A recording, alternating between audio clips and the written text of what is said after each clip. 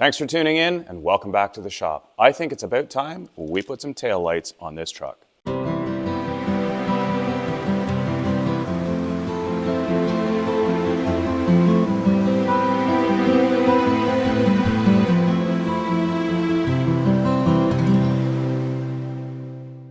Nothing super special going on here. I have El Cheapo Amazon tail light, LED of course, tail and turn or brake built into one light.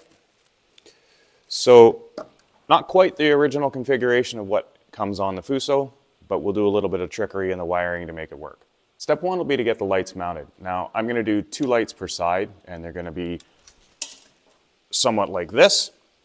We're going to try to match the cutoff angle here and here just for some aesthetics. And once they're mounted, we'll get to the wiring.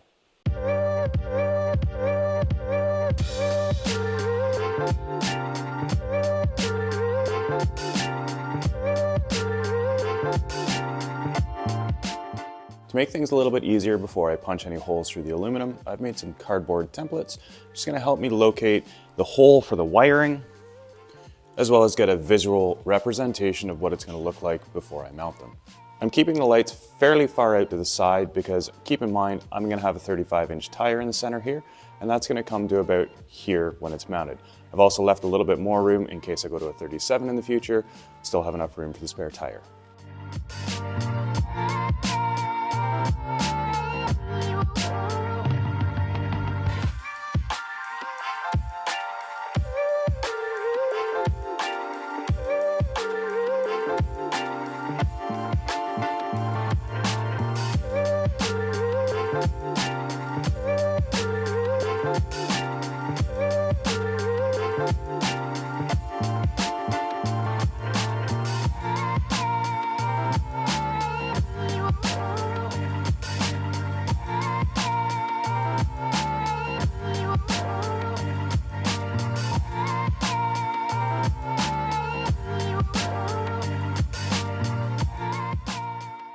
These lights did come with mounting hardware, however, because I'm going through aluminum, I'm going to change it out from the mild steel that it came with to stainless steel.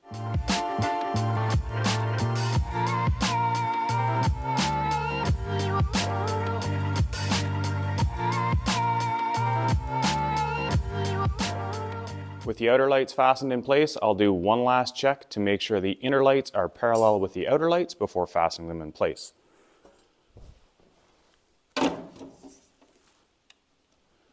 That one looks good.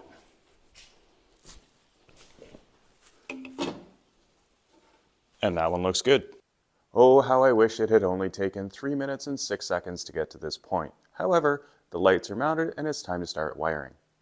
If you're familiar with the standard Fuso taillight, you know that we have an amber bulb for the turn signal and a red for the brake, but they're separate circuits.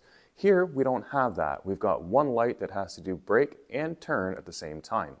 Now to get around this, I wired a relay to the turn signal circuit, and that relay will energize and de-energize with the flash signal. That in turn will allow these lights to flash. What I've also done using the relay is made it so that I break the signal running to the brake light when I'm activating the turn signal so that the turn signal doesn't backfeed to the brake light and vice versa. What do you say we give all that a try? Let's start with the basics. The running lights are just power and ground. That's easy. Right there, standard running lights. Same with the brake lights, just standard power and ground. So we've got running lights and brake lights working. Next up, let's try the turn signal. So this is a turn signal with no brakes. We get both lights flashing. Now, right now, because I've switched to LED bulbs, they're not flashing at the right rate, but I'll fix that later. The trick in all of this is when you're braking and turning at the same time, because these are the two signals that would normally be coming together on this style of light. So let's see what happens. I step on the brakes and I activate the flasher. You can see we get a different flash pattern, and that's because I'm interrupting the signal between brake and turn. When I take my foot off the brake, it goes back to the standard 2 lights flashing. On the brakes, off the brakes. Same thing again, on the brakes, turn signal cancels, still on the brakes, off the brakes. Seems to be working. Yes, of course, I could have just made one a turn signal and one a brake light, which is almost what I have, but where's the fun in that? To simplify the installation just a little bit, I'm going to use a terminal strip. Some of these wires here have multiple connections, and instead of trying to jam them all into one connector and then not be able to get them apart again, I'll put a ring terminal on each of these wires, which will allow me, if I need to disconnect it in the future. I also have one wire coming from a light going directly to the relay and one wire from the truck wiring harness going directly to the relay. So I'll use push-on connectors on these. I'm going to eliminate the relay block and just go straight onto the back of the relay.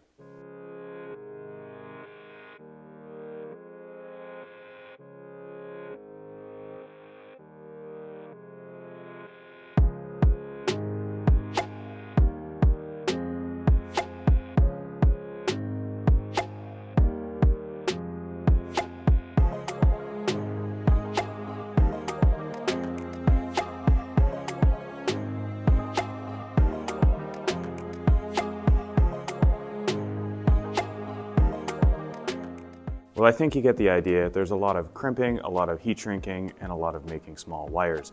Here's the end result. We've got the wiring coming from the truck going to the terminal strip to the relay, and the relay to the lights. All I have left to do now is tidy up the wiring, put some loom on it, tuck it up in behind, do the same thing on the other side. With the wiring all wrapped up, I've mounted the terminal strip and the relay to a piece of starboard or puckboard on the back side of the lights, and I think you'll agree, it looks better. Now, rightfully, I can see some people having concern that this is an area directly behind the back wheel.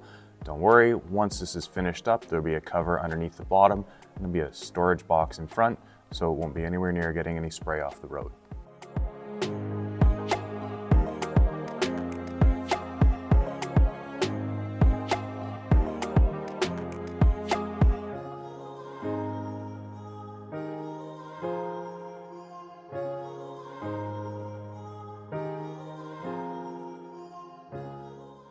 Well, the wiring's all finished. Let's give it a go.